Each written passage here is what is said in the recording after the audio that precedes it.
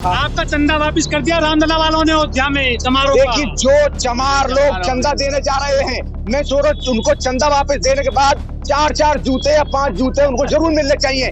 मेरी तरफ से भी मैं ये स्वागत करूंगा। इन पाखंडियों के साथ जाने वाले चमार इसी चीज के अधिकारी हैं, उनको मान सम्मान इसी में मिलता है कि उनको जूता से स्वागत होना चाहिए। जैसे मंदिर में प्राण प्रतिष्ठा के नाम पर ढोंगाचा रखा है इन्होंने पूरे देश में, वहां पे इन्होंने एक अदृश्य एक तिजोरी रखी हुई है, दान पात्र रखा हुआ है, जिसमें करोड़ों रुपए का धन इकट्ठा होगा। 4 लड्डू का प्रसाद देंगे, 11,000, 25,000, 51,000, 1 लाख, 2 लाख, करोड़ों रुपए का दान आएगा। इन मनुवादियों के पेट में जाएगा।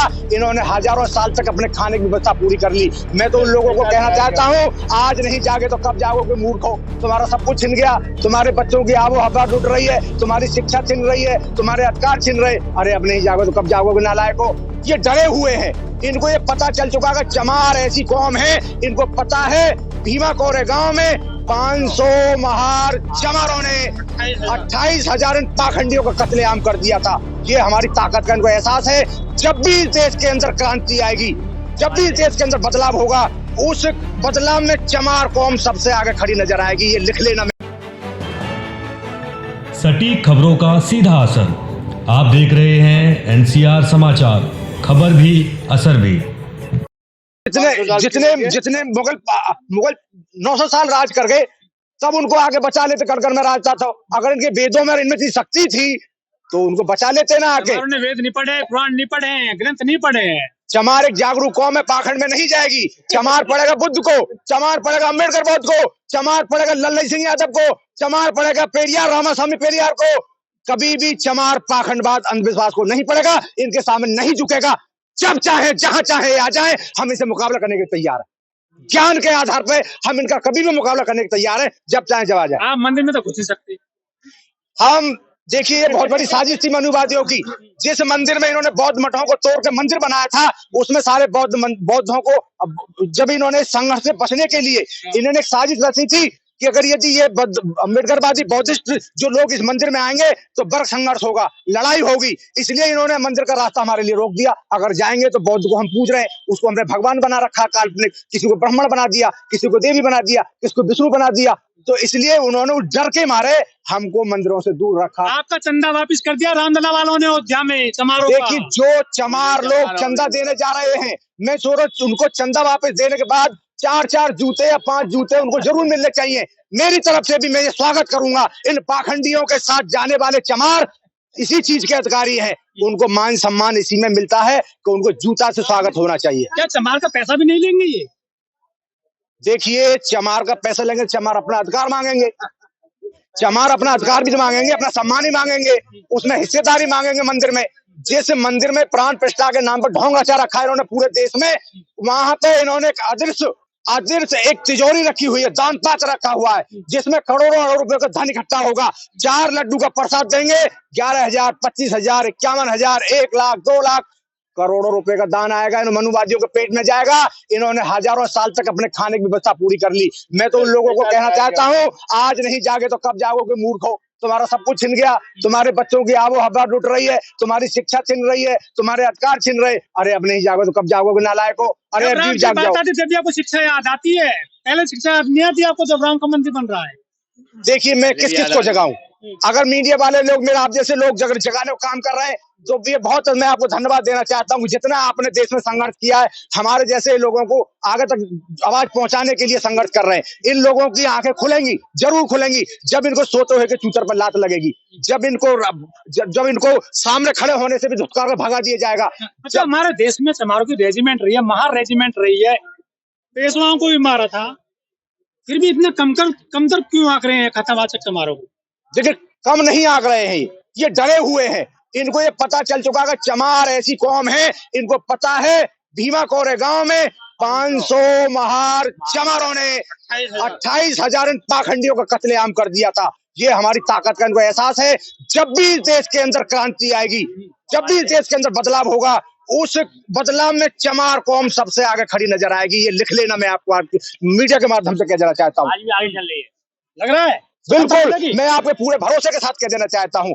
जब ये जितने भी आज गठबंधन अपनी अपनी ढपली अपने अपने राग अड़ाप रहा है, हमारा चंद्रशेखर जिस समय भीम आर्मी संगठन बना, मेरे देश में एक लहर दौड़ गई खुशी की कि आरएसएस जैसे एक पाखंडी संगठन को टक्कर देने के लिए चमारों का एक संगठन सामने आ चुका है। इनकी रूह कांपने लगी, लेकिन चंद्रशेखर को भी इन बेईमानों ने हरण कर लिया, उसको भी अपने कब्जे में कर लिया।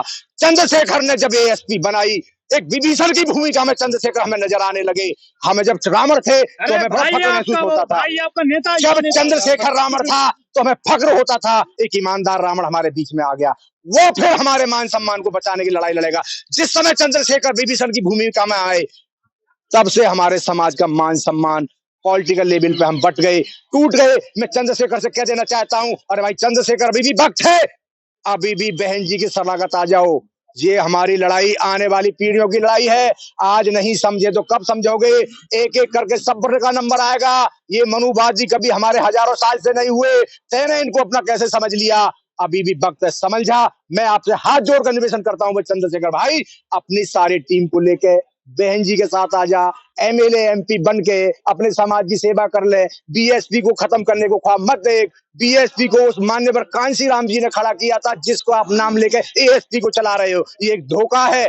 जो मान्यवर कांसी राम जी के असली श्रद्धांजलि जब होती तुम बीएसपी के झंडे तले आकर बहुजन समाज पार्टी को ताकत देते, एमएलए एमपी बन के अपने समाज की सेवा करते, तो मैं मानता चंद्रशेखर रावण असली रावण है। यानी मैं तो विभीषण कहूंगा, भरी सभा में कहूंगा, जहां चाहूं वहां कहूंगा। मारेंगे वो लोग।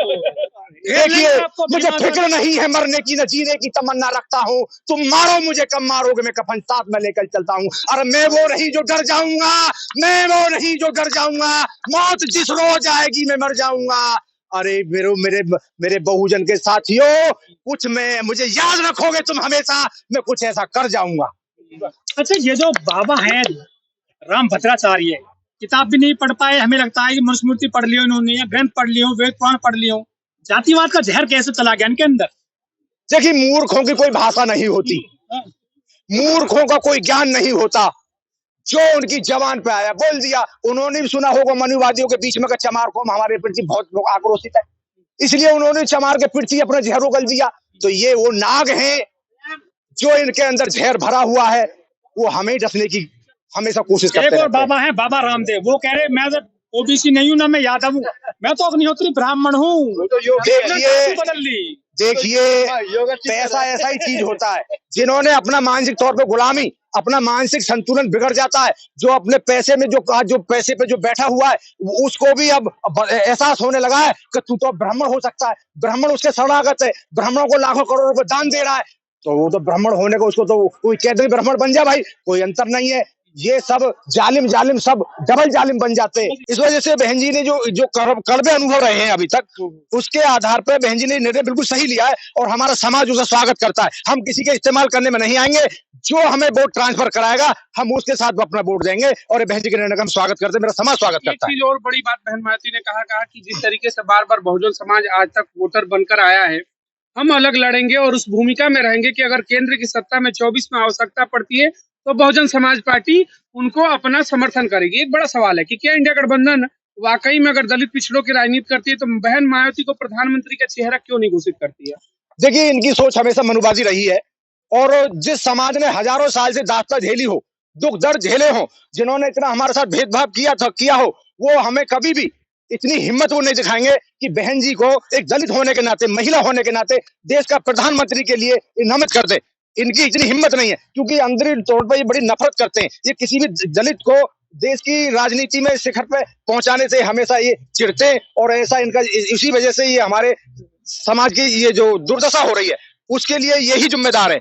और बहन जी के जो निर्णय है वो बिल्कुल सही है, समय आने पर इनको चोट देंगी और जो भी हमारी शर्तों को मानेगा बहन जी उसके साथ जाएंगे, उसको सपोर्ट देंगी। समर्थन में एक सवाल आपसे दूंगा। 75 वर्ष की आजादी की हम बात करते हैं बार बार, तमाम पॉलिटिकल पार्टियों ने प्रधानमंत्री देखा, देश ने ब्राह्मण देखा, क्षत्रिय देखा, बनिया देखा, हर बिरादरी से लगभग क्या 85% वोट बैंक, बड़ा वोट बैंक और दलित समाज की एक बेटी, मौका नहीं मिलना चाहिए प्रधानमंत्री के रूप में?